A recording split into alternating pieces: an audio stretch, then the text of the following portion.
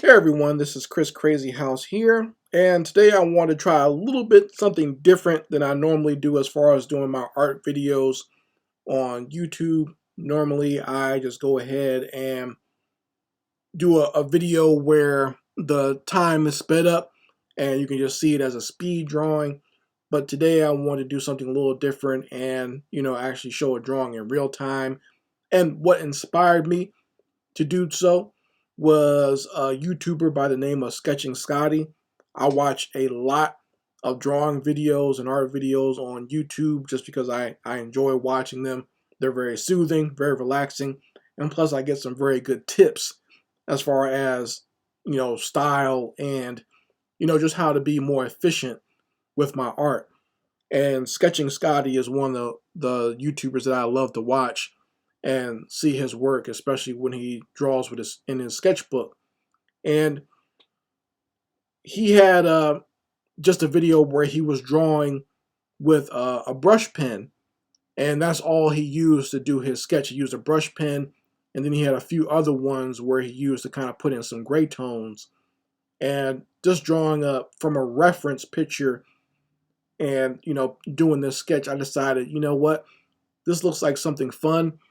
It looks challenging for someone like myself who, if I'm going to do a drawing where I'm using an actual reference, I usually like to use a pencil first and then go over it with ink. I've never done it where I just go ahead and use just straight up ink and not being able to go back and go over my mistakes. So just as a personal challenge to myself as an artist and just wanting to improve my own skills, and plus just experimenting with a brush pen, something that I don't normally use, I decided to go ahead and do the same thing and do a video like his. And I'm going to show you guys how I do it in real time so you can see how I take a reference photo and draw it out. Now the only difference is between my video and his, I don't have gray tone brush pens, okay? So I'm going to just go ahead and use my gray tone markers and use that to fill in the gray tones and some of the shading towards the end. So you'll see that. So I'm going to pause this part right quick and then I'll go right into doing the actual drawing. Let's go. Okay, so starting out here, this is the drawing that I've chosen. I went to the archives of a lot of pictures that I collect of black women with their natural hair, and I decided to use this as my guide and my reference for doing this drawing with the brush pen. So I went ahead and, just found something that I thought was simple enough that I can get it done. And, plus her hair is halfway covered up, but she still has a lot of it. And, I was thinking of the features, trying to think of some just very simple features that it would be easy for me to draw. Because while I wanted to do this as a personal challenge to myself, I did not want to overdo it as well. So I made sure the angle of the face was good enough and, just something very simple that I thought that I could replicate. And you see me here starting out with the brush pen, just starting out with the basic contours, and that's what I'm going to do first, is basically just do the contours of the hat, her hair, and the face, and just to kind of see if I can get the right proportions for this drawing. So if I were doing this with pencil, you would see a lot of guidelines in this. You would not see me, drawing it like this. I'll put like a lot of guidelines and a lot of simple shapes because that's just the way I learned. I rarely do drawings like this where I just sort of jump into the drawing. I haven't really done that since I was in art school. So to do things this way, it's a lot for me. It's definitely not something that I normally would jump into, but we're going to make it do what it do and do the best we can with this drawing. So now I'm going to start out trying to get the contours of her face.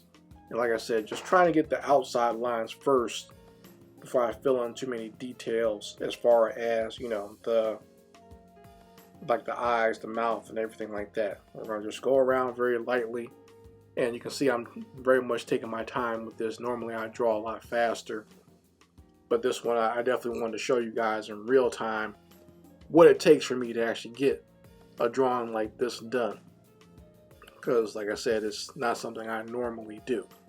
But you can just hang out and watch me draw. You can listen to the music and you can see how this comes out.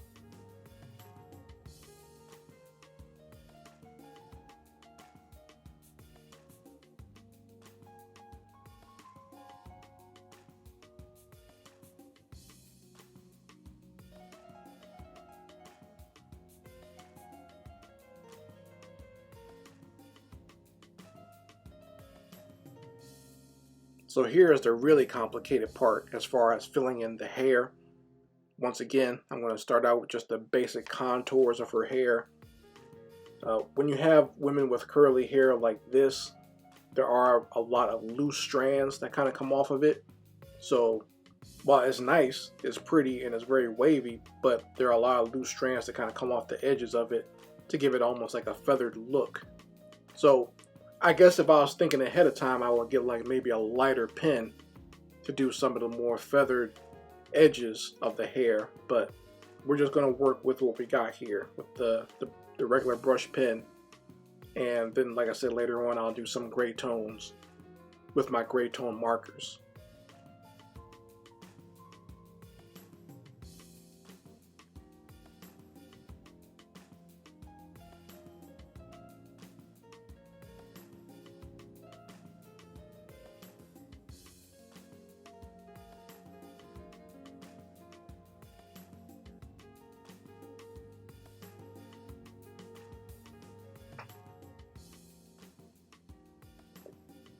And I'm trying my best to keep this in position of the camera. I usually, when I draw just normally, I move my sketchbook around a lot.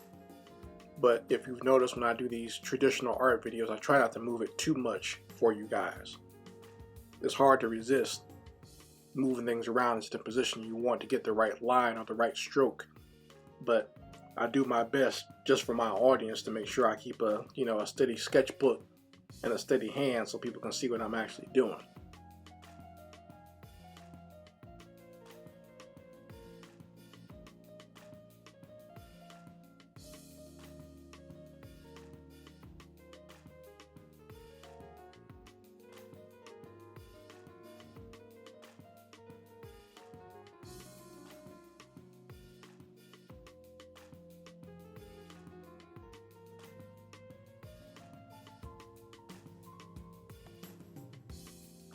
Luckily, I picked a picture that doesn't have too much to it as far as it's just the head, hair, hat, and body, or top of the body. I didn't want to pick a full figure just yet. But, I'm also thinking too, when I watch Sketching Scottie's videos, a lot of his sketches are a lot smaller than this one. This is a big sketch. Like, I don't know if you guys can tell based on just the size of my hand and everything, but this is a large piece of paper that I'm drawing in a very large sketchbook that I use. And normally I would have multiple drawings on one of these pages, but for this I kind of expanded just so I could have the full use of the page, since I'm experimenting here, and it'll be able to be seen very well. The next time I do one of these, I'll probably definitely make sure that I go ahead and make sure it's a smaller sketch. That way I'm not wearing out my pen in my hand trying to do these super large sketches.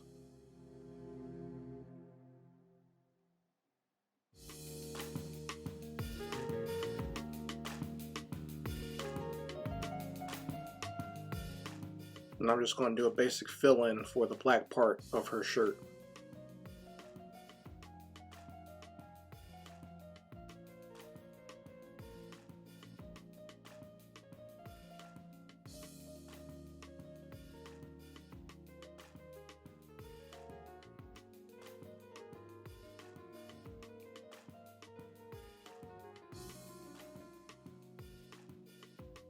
Now this is where the difficult part started for me, because normally when I do a drawing, like I said, in pencil, I can put my guidelines in there for where the eyes, the nose, and the mouth are going to be on someone's head. It makes it very easy for me to do that, and then I just put in the simple shapes, then I fill in the details as time goes on.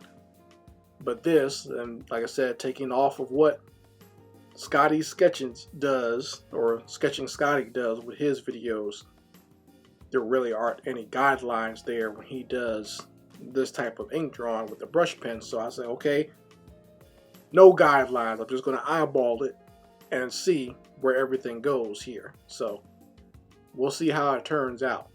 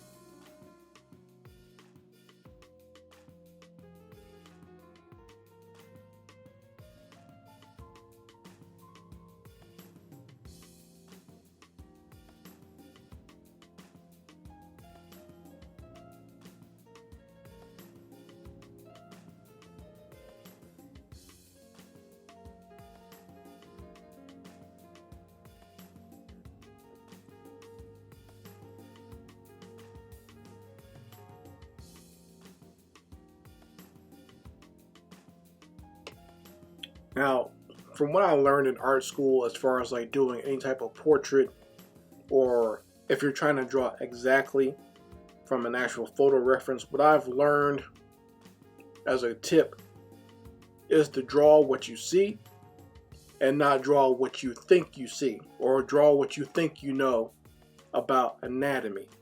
And what I mean by that is sometimes, you know, especially people who do more commercial art or do more pop art, who draw cartoon characters or comic book characters, you know, we kind of learn certain things about anatomy and how we want to draw things. So we kind of draw the same thing over and over again, and when we draw certain characters, we want to kind of give them the same characteristics over and over again, to where that almost becomes a style in how we draw. But when you're drawing an actual portrait, you know, every human being looks different. So you want to try to draw more of what you actually see instead of trying to draw what you think you see. So like for example, draw what her eyes look like, not what you think eyes look like. Draw what her nose and her mouth look like. Don't try to draw what you think a nose, eyebrows, and a mouth will look like. You see what I'm saying? So make sure you concentrate on what the image is showing you and not what you might think it looks like. A good thing and a good point that I could give you as far as being an artist doing this, try to find something that, or a piece of artwork, or try to find a photograph that has great contrast with its lights and its shadows, and then just concentrate on that. Concentrate on the shapes that you're seeing. So like when you see, you know, the shade under someone's eye, or the line of darkness under where someone's eyelid or where their eyelashes might be.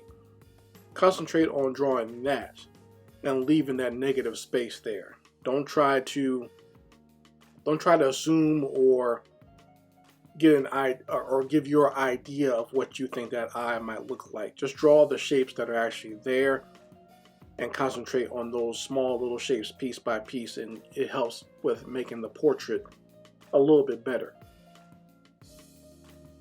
That's just my opinion, by the way. If anyone else has any techniques that they would like to share or ideas they might want to give as far as like doing this type of drawing, please feel free, but that's just my personal philosophy when it comes to this type of drawing. And like I said, to be an artist, we all see things in different and certain ways. So for me, doing a portrait like this, it's best to just concentrate on those small shapes. Concentrate on the dark part of her nostrils, concentrate on the dark part of her eyelashes, concentrate on that, the darkness under her chin, and that kind of gives me a better idea of what I'm drawing there. I'm not trying to draw or approximate something in my head about the way I think a character or a person or a woman or whatever should look.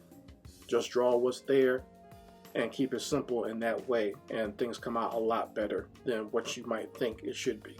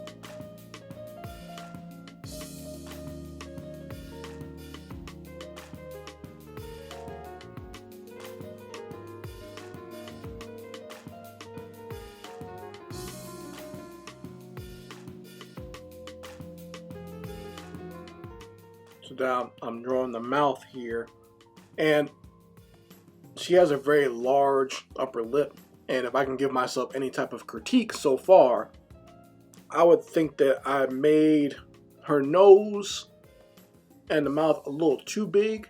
Like, I was so focused on the fact that her upper lip is bigger and her nose is kind of pointing upward. I think I made them a little too big there, and I can see a little bit closer on this picture. I'll try to render it out big as far as like this video so you guys can kind of look in there, but looking very into this photo, I can see the bottom part of her two front teeth. So that is kind of showing itself to me as far as me looking at the way her mouth is. Her mouth is not completely closed, it's partially open, and so I can actually see those two front teeth there, but I don't want her to look goofy. You know what I mean? If her two teeth are sticking out, but yeah, her mouth is partially open, so I'm probably gonna have to go back and add a little bit of darkness underneath those teeth there and at the top of her bottom lip in order to get the right consistency for how her mouth looks. And I want to add some more shading under her neck area as well, because that area does get very dark. But I don't want to go too many lines because I don't want to make it look like she has hair growing out of her neck either. So just kind of keeping the lines as simple as possible.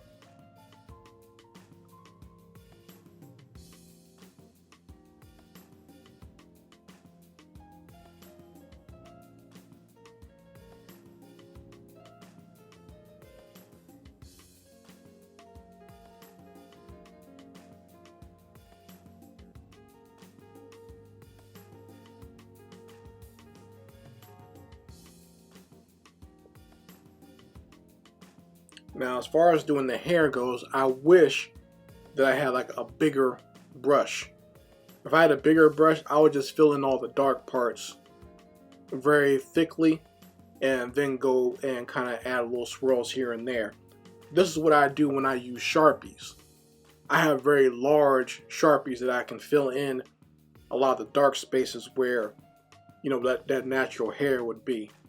But this brush is so small and so thin, and this picture is so big, it's a little bit more difficult for me to get the right texture and the swirls and the curls that you would normally get here. So, next time I do one of these pictures, like I said, I'll probably just draw smaller, but also I might do some of the fill-ins with a dark noir marker. And I might need to go get an update for my black markers as well, because right now the one that I have has run out. So definitely going to need to go and get some more black markers, because I don't have as many as I should.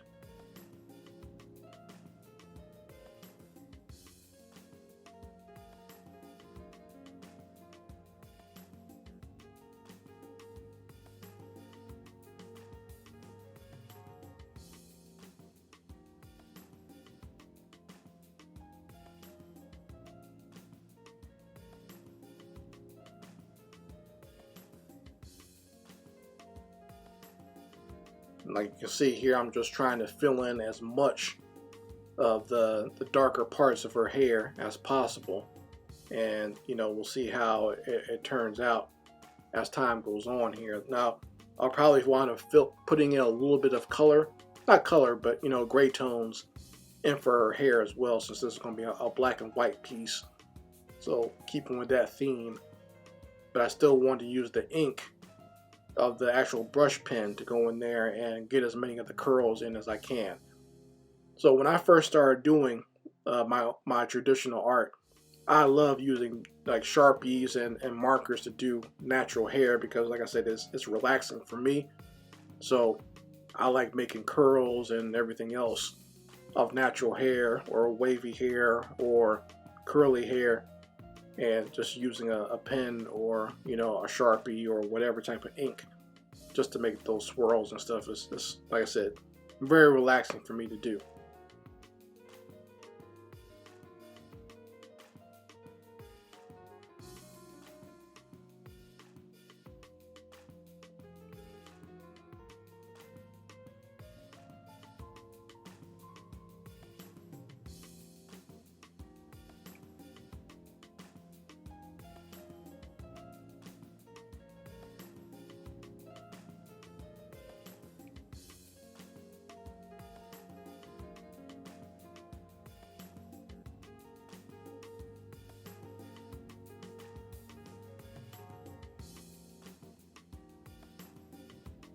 Let's hop on to the other side of her hair.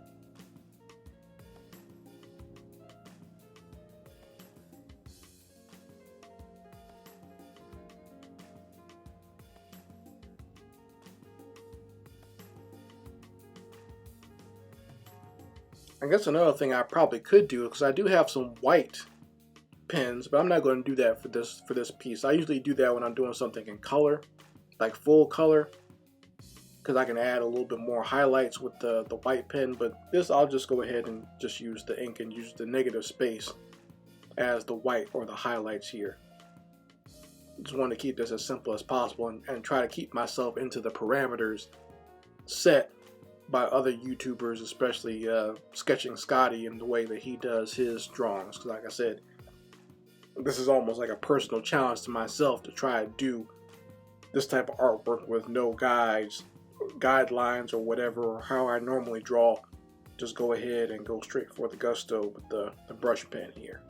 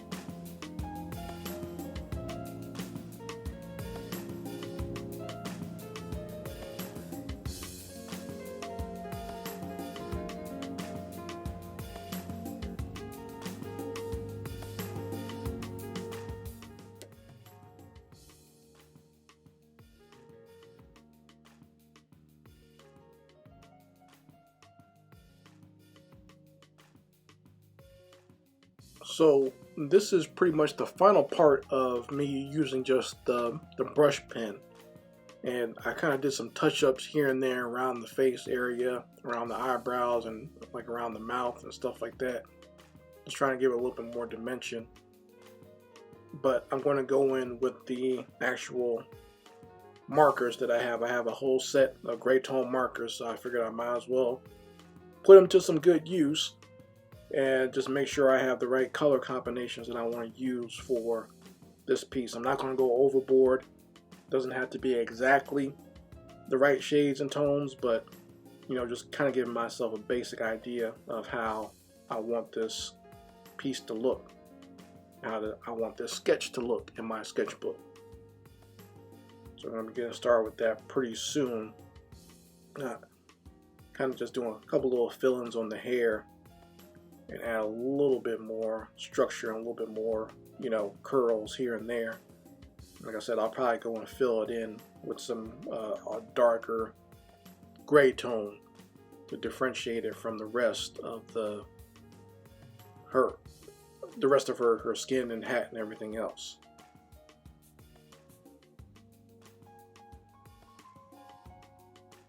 So yeah, I'm going to start out and grab one of these markers here. Starting out, kind of the darkest I want to go is this dark, I believe it's a dark gray, a dark cloudy gray, and use that for the darkest part of the gray tones that I want to use. I usually start very dark and work my way to light. It kind of just really depends on which piece I'm doing. Now, if I'm doing something with an extreme highlight, like if there's an extreme light source coming from somewhere, like maybe there's only light coming from the moon or light coming from a bright explosion or something like that, then I might go from light to dark. But normally when I draw, I start with the darks and the shades first, and I try to go from the most extreme shades and the extreme darks and move my way lighter and lighter as time goes on. And I kind of like to use the light part almost as like the finishing highlight of what I'm drawing. So starting off with the darkest parts first, where all the dark parts of her and the shading should be, the real dark shades in this picture. Using that as a guide as always, and kind of just filling that in as I go along.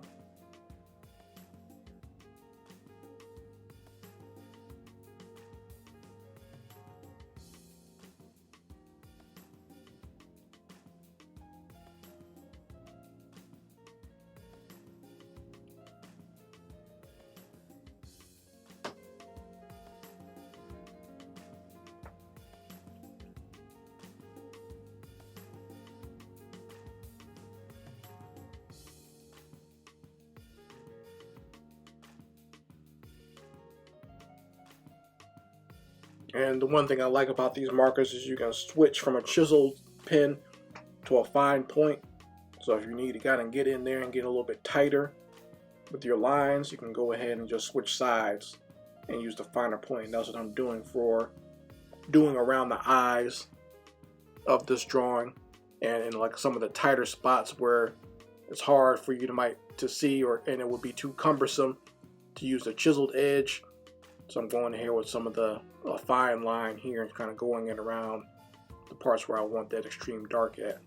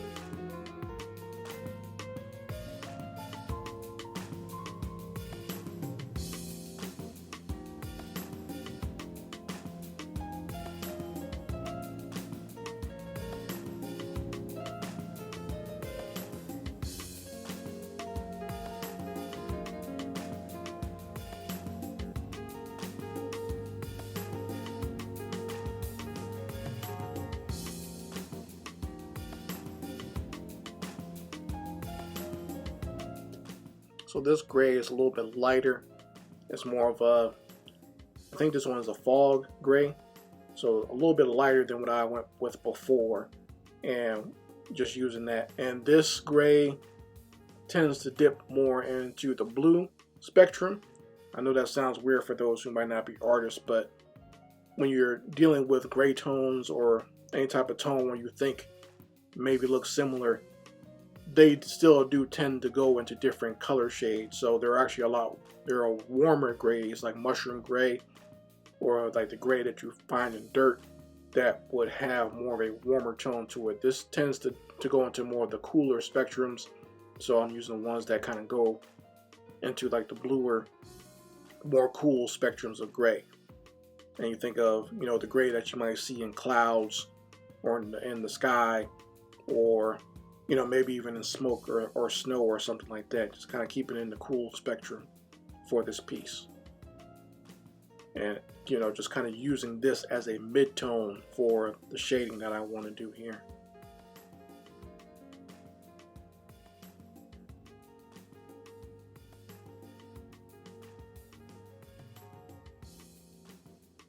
You know, and I'm glad I decided to go ahead and do that too, because I think this piece actually looks a lot better now, adding the gray tones to it. It takes a lot more form when you add a little bit more shading to this. So I'm glad I decided to go this route. But like I said, once again, I'm keeping it simple though. This is definitely not it's not like the art pieces I used to do when I was in art school, where, you know, I'd take the different shades with the pencil and try to make it as realistic as possible. Not doing that at all. This is just supposed to be a basic sketch. It's taking me longer than it normally would, but like I said before, I'm not as experienced with using a brush pen for anything other than strengthening some lines that I've already put there with something else. But this time we started drawing with the brush pen, and, you know, just keeping it that way with no guidelines or anything else like that. Just fill in some things under here.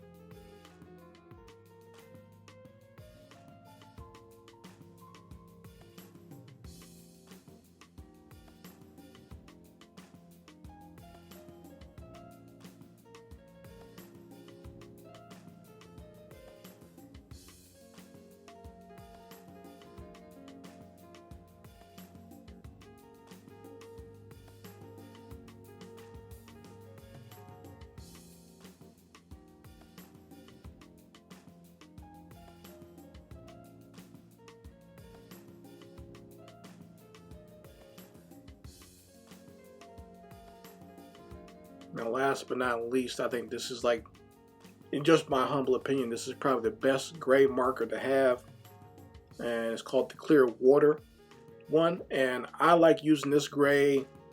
I use it as a blender, but I also like using it just as, like, if you're drawing a character that has white clothes on, this is a good marker to use.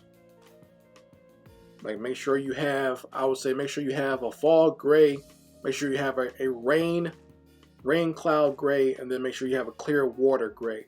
I think those are the best ones to have if you're working with a character that has anything on, like white clothing, like a white t-shirt or white jeans or whatever. It's the best thing to have, because it's kind of like it's that next color spectrum that comes after white that you want to have, because it gives your whites more depth when you're drawing them. Now, this is a gray piece. This is not a color piece, but it still works very well with doing something like that in that spectrum. It gives you a little extra oomph after the darker grays to kind of go over it with a rain gray or a clear water gray. Once again, this is just my humble opinion based on my experience with using these types of tools. Whatever you want to use, you use that. Or if you have any suggestions of what you would like to use, you're always free to say that as well. But like I said, the clear water, I like using it as a blender between the other grays that I've used so far. And sometimes I'll use it to blend colors together and also add extra dimension and an extra spectrum of gray going into white.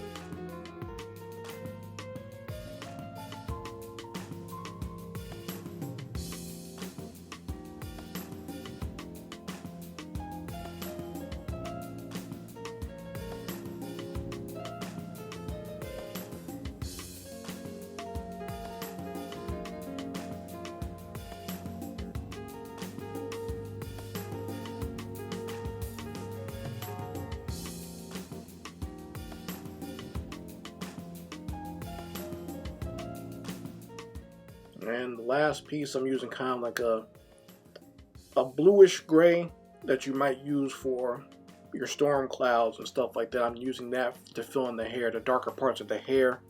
I didn't want to go all the way black and using the noir because I think that would cover up too many of my lines here and it would take the piece off balance. But if I use more of a bluish gray, that sort of helps with creating darks in the areas that I want to create them in. And I'm doing it very lightly. I'm not coloring very hard, just kind of swirling it in there as I go around, okay? And just like I said, swirling it into the darker parts of where the hair is based on the picture that I'm looking at. Like I said, this is kind of like a bluish, a dark bluish gray color that I'm using here. And just kind of simply putting it in. Normally, if I was doing a full color piece, I might get another color and blend it in there, but I think this is perfect for what I was going for.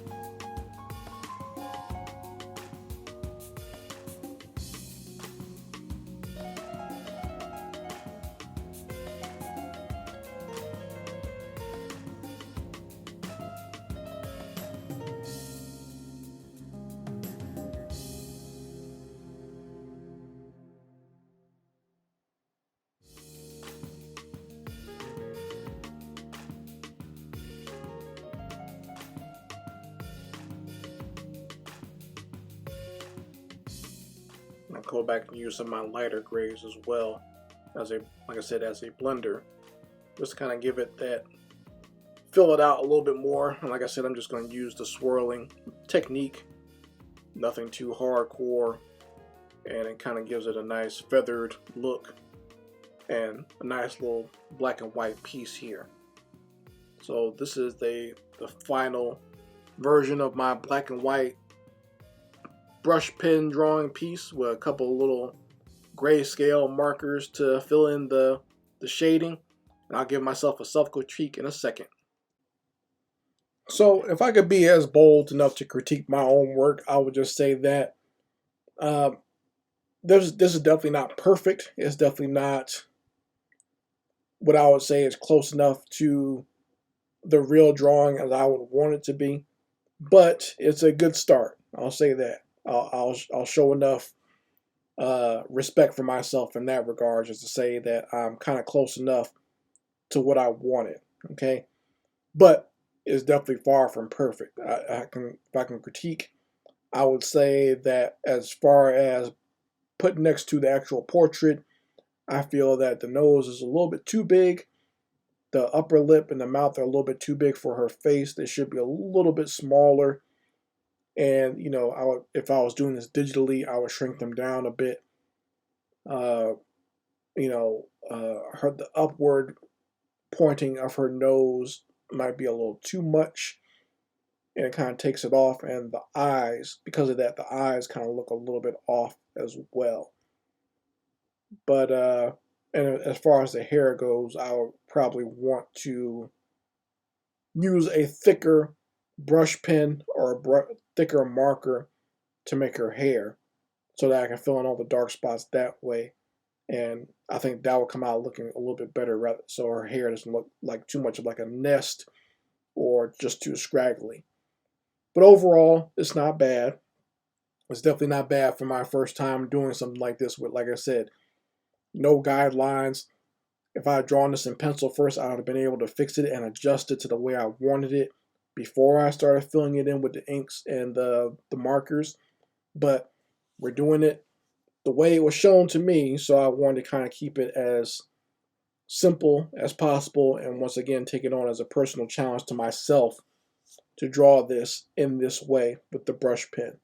So hopefully you guys have enjoyed this. Like I said, it's a little bit different from what I normally put up as far as my art videos go, but I wanted to put out some more real-time art videos and not just, speed drawings with music in the background.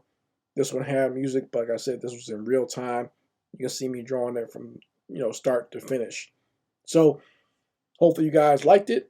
Make sure you go ahead and like this video and, give me your opinion of it in the comment section as well, and let me know what you think about my drawing or just my philosophy and how I approached it as well.